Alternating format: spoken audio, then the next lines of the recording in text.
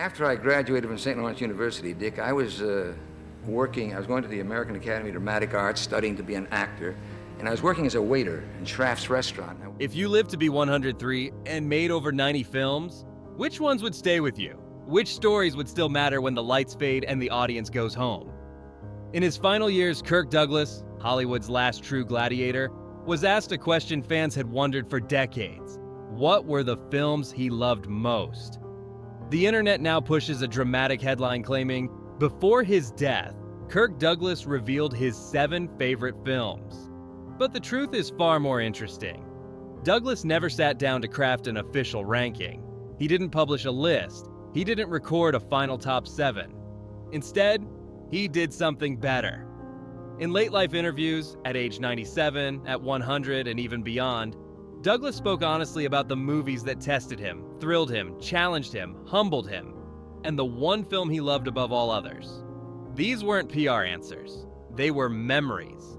Choices shaped by pride, regret, bruised knuckles, dangerous stunts, and battles fought both on and off the screen. So today, we count down the 7 films Kirk Douglas personally singled out through his own words. The films he admired, the films he defended, the films he carried with him for a century. Before we start, which Kirk Douglas performance stands at the top of your list? Number 7, 7 Days in May. They're obviously scheduled to lift this whole command out of Site Y, that's what Henderson called the base near El Paso, before the alert Sunday, and take those troops to Chicago, Los Angeles, New York, and Utah. Kirk Douglas never called 7 Days in May his favorite, but he spoke about it with a kind of quiet pride that tells you exactly why it belongs on this list.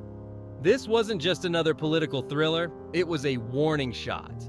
A film about loyalty, power, and the terrifying idea that a democracy could collapse from the inside. And Douglas knew, right from the start, that the story mattered. He once recalled bumping into President John F. Kennedy before filming began. JFK had read the novel and spent nearly 20 minutes telling Douglas why it had to be a movie. Why the idea of a secret military coup wasn't just fiction, but a fear lurking beneath the surface of every free society. That conversation stuck with Douglas, and when he signed on to play Colonel Jiggs Casey, he understood the responsibility that came with it. Douglas chose the role of the moral soldier, the man who risks everything to expose the conspiracy. Meanwhile, his friend Burt Lancaster chose the darker part, the charismatic general plotting the takeover. Their dynamic electrifies the movie. On screen, they're adversaries. Off-screen, Douglas later said Lancaster loved playing the villain and pushed him to make their confrontation scenes brutally honest. And then there's the Pentagon scene, the one they technically weren't allowed to film. Douglas said they stole the shot by parking a van across the street, quickly jumping out and filming him saluting real guards before security noticed. It's pure guerrilla filmmaking. In a story about opposing a guerrilla coup, Douglas was proud of that moment. He was proud of the film's courage, and he was proud that he got to play the man who stood up when standing up could cost everything. Even late in life, when discussing his political films, Douglas would return to 7 Days in May as one of the boldest choices he ever made. Not because it won awards, not because it boosted his career, but because it said something true and dangerous. If you discovered a conspiracy like this, one that could shake your entire country, would you blow the whistle, or would fear keep you silent? Number 6, Lonely Are the Brave. Let's have a drink and talk it over. You're afraid, you cobarde. Never call a man that, no matter what, never do it. I might kill you for calling me a thing like that. Kirk Douglas didn't just like Lonely Are the Brave. He didn't just admire it. He called it his favorite film he ever made. Not once, not twice, but repeatedly, across interviews, birthdays, and even at his 100th birthday celebration, where the family literally named a table after the movie. When a man who lived to 103 calls one film the one, you listen. So why this film? Douglas said it himself. If you try to be an individual, society will crush you. That's the heart of Lonely Are the Brave. It's not a traditional Western. It's a modern tragedy wearing a cowboy hat. Douglas plays Jack Burns, a wandering cowboy who refuses to conform. No driver's license, no phone, no address. He rides the range like he's living in the 1880s, even though the world has moved on without him. And Douglas loved that theme. He relished it. This wasn't a hero who wins in the end. This was a man fighting a losing battle against modern life. A man who dares to stay free, no matter the cost. He also adored Dalton Trumbo's script, calling it perfect, one draft, no revisions. Douglas said Trumbo captured the soul of the American individualist better than any writer alive. And Douglas fought to protect the film's authenticity, even arguing about how his horse should move on a dangerous cliffside, putting safety above spectacle. Speaking of horses, Douglas loved his co-star Whiskey, the horse he rode throughout the movie. He bonded with him so strongly that he joked the horse should have received second billing. All right, Whiskey Girl, just another 50, 75 yards and we got pine trees rolling all the way to Mexico. Let's go. Come on. When Douglas looked back on his legacy, he didn't mention the Oscars, the box office hits, or the epics. He mentioned this cowboy and that horse. Lonely Are the Brave wasn't a major financial hit, but Douglas didn't care. He believed it captured something essential about America, the battle between the free spirit and the modern world. And he believed, right to the end, that society was still crushing the Jack Byrneses of the world. Do you think a character like Jack Burns would survive today? Or has modern life completely erased the last true individualist? Number 5. Lust for Life. Believe me, this is something I have to do. I want to help the unfortunates. I want to bring them the word of God, even if I'm not qualified. If Lonely Are the Brave was Kirk Douglas's soul, Lust for Life was his sacrifice. This wasn't just a role. This was an emotional mountain he climbed, and nearly didn't come back down from. When Douglas stepped into the tortured mind of Vincent van Gogh, he didn't act. He lived inside the man's pain. Douglas later said he became so immersed in the role that he would touch his ear just to make sure it was still there. That's how deep he went. The makeup, the intensity, the isolation, the madness. All of it began bleeding into his own life. He shot in the actual towns where Van Gogh lived, walked the same fields, stood before the same wheat and sky. It swallowed him whole, and yet, he loved it. He said working in France made the experience feel alive, and the rawness of Van Gogh's suffering felt like a calling, not an assignment. He admitted that it was exhausting, emotionally draining, even frightening at times, but he believed the story deserved someone willing to give everything. There's another layer to this film. John Wayne told Douglas he shouldn't take the part. Wayne said, "We owe it to our public to play only strong, tough characters." Douglas laughed. He didn't want to be trapped in anyone's idea of what a leading man should be. He wanted truth, even when the truth wasn't pretty.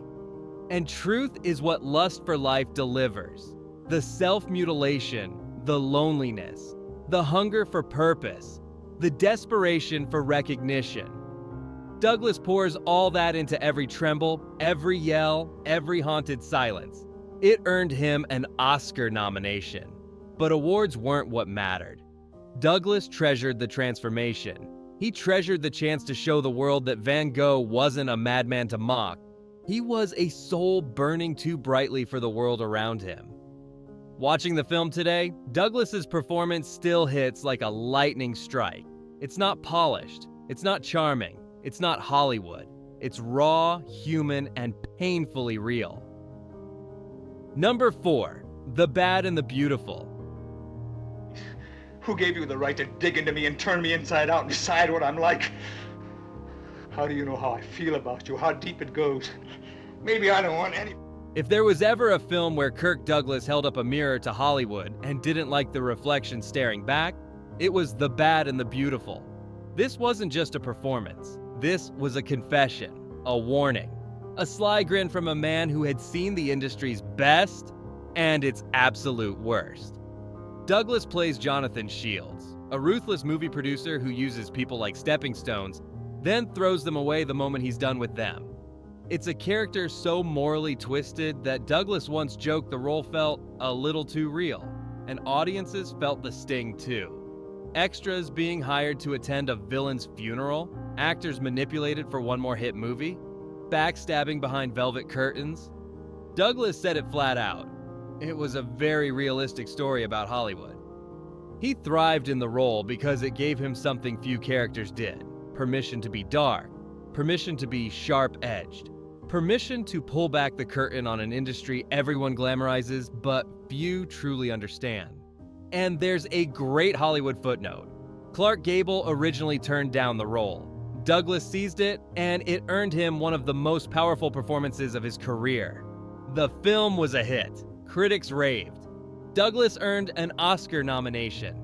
And behind the scenes, he learned more about Hollywood's politics than any studio contract ever taught him. But here's the real magic of the bad and the beautiful. It shows Douglas's range. He wasn't just a hero. He wasn't just a rebel. He could be seductive, manipulative, charming, cruel, all in one scene. His Jonathan Shields is magnetic because he reflects the truth. Ambition always has a price. Even Douglas admitted he understood the character's hunger, the drive to succeed, the desire to leave something behind, the danger of letting ambition swallow your humanity. Maybe that's why the film feels so personal. Watch his eyes in the final scene.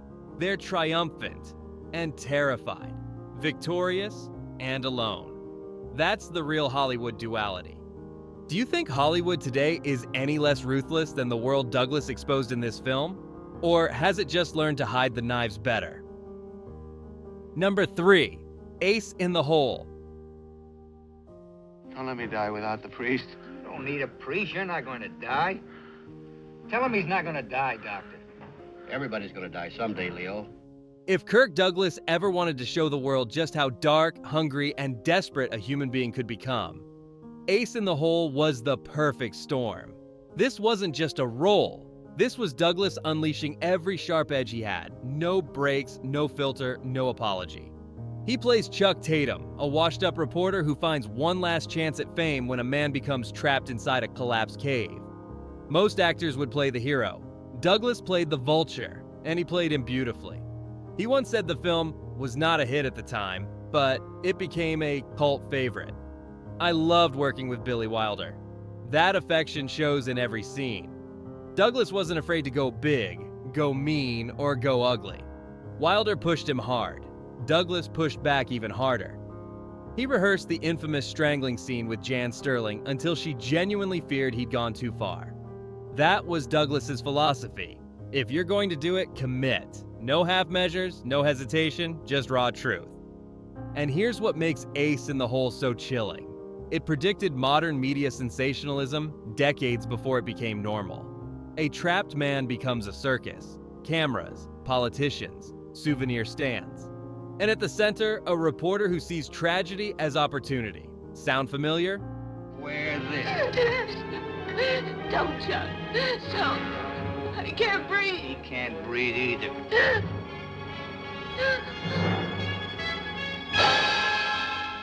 Douglas was ahead of the times. Too far ahead, maybe. That's why audiences in 1951 didn't know what to do with the film. It was too honest, too cynical, too accurate.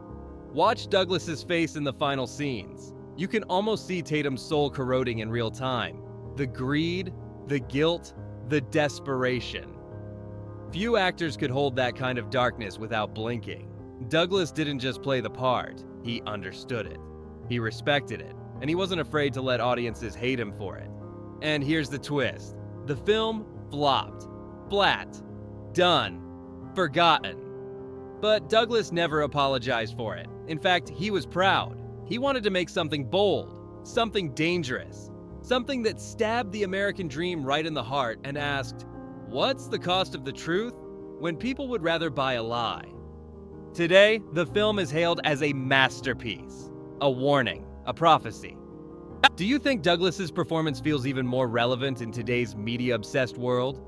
Or was he simply too far ahead of his time? Number 2, Spartacus.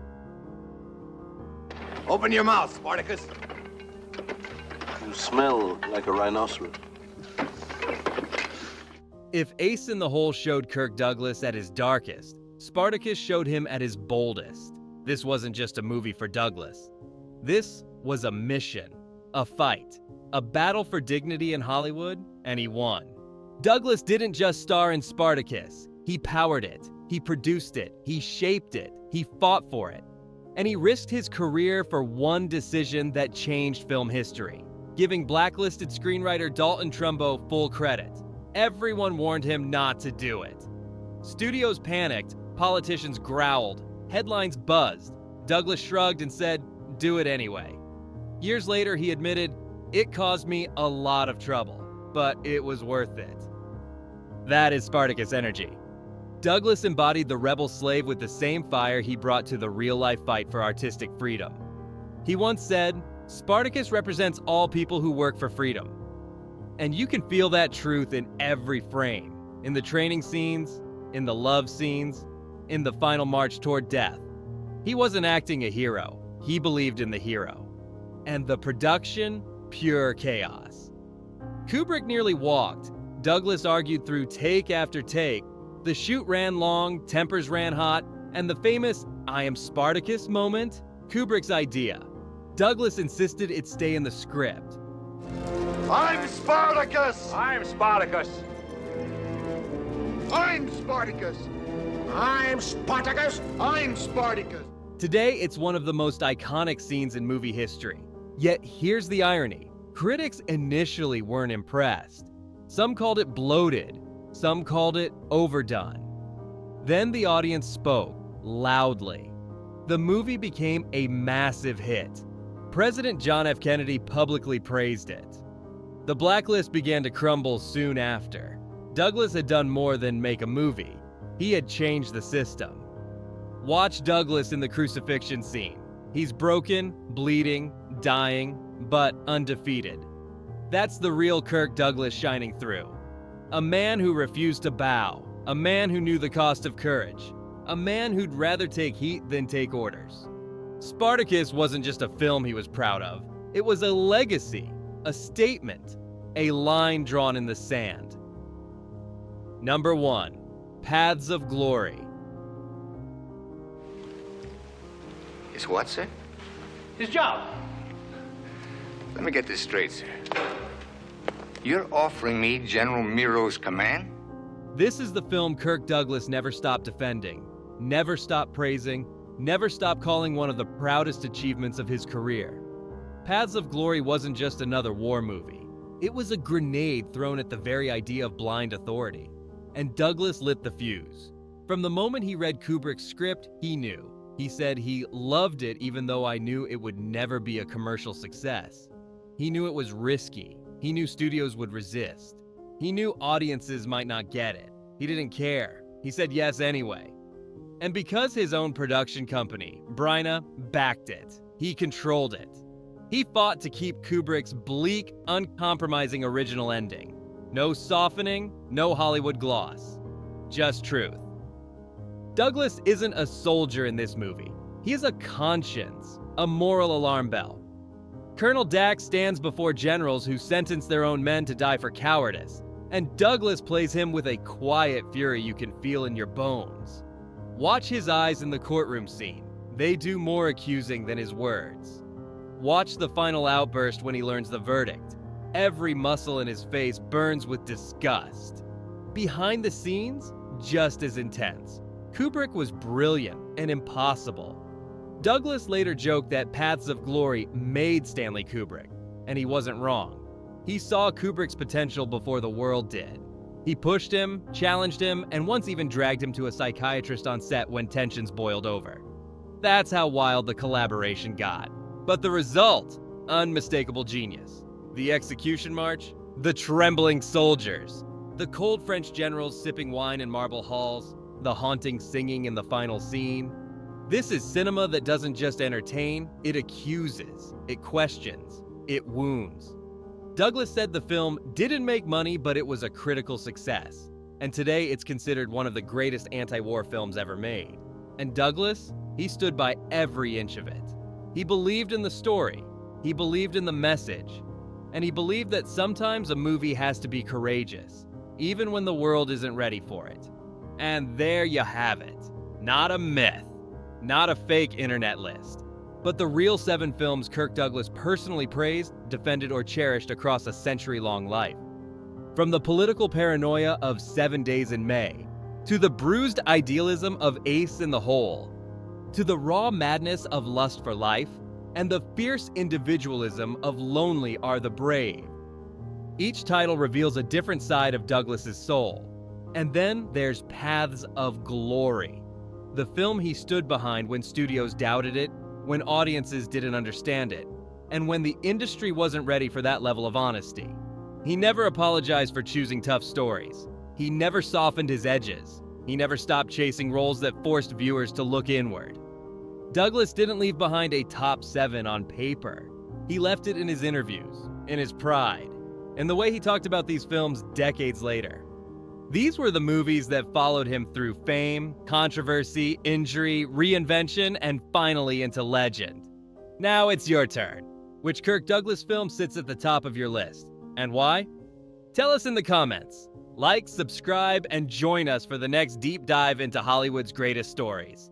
Because legends never fade. They just wait for someone to press play again.